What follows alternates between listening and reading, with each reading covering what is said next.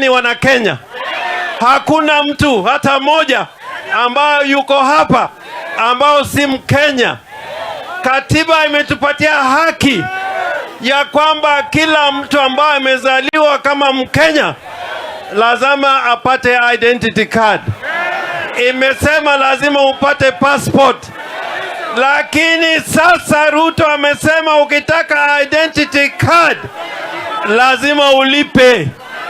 Hiyo kulipa inaonyesha kwamba hakutambui kama mwana Kenya.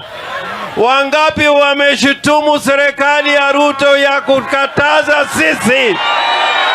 Wangapi wamesema ya kwamba Ruto lazima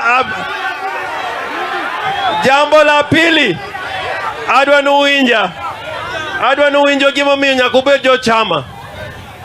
Gimuna ka Ruto kelo wach mar identity card en wach mar kwalo yiero. En wach mar kwalo yiero. Nikech identity card emigogo kura. Emomiyo an gimokwongo makwau. Jo-Siaya uwinja. Gimakwau. Lazima tuwe wanafuasi wa ODM. Wangapi wamekubali ya kwamba watakuwa wafuasi wa ODM? Na kiongozi wetu katika ODM ni Raila Amolo Odinga.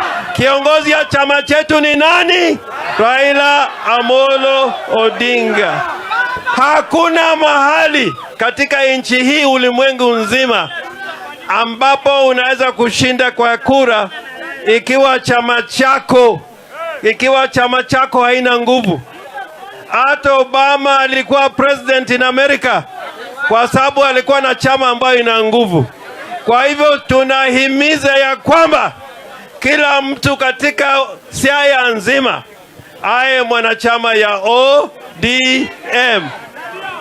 Jambo la tatu, tunapata aibu kubwa hapa Siaya kwa sababu Raila Amolo Odinga ametupatia wabunge wengi, na kuna wabunge wengine wametusaliti wakaenda kwa Kenya Kwanza. Siaya ndiye imekuwa na wasaliti wengi zaidi. Omiyo Siaya wadwan walor, joadimo yen walor Siaya. Joadimo yen walor Siaya.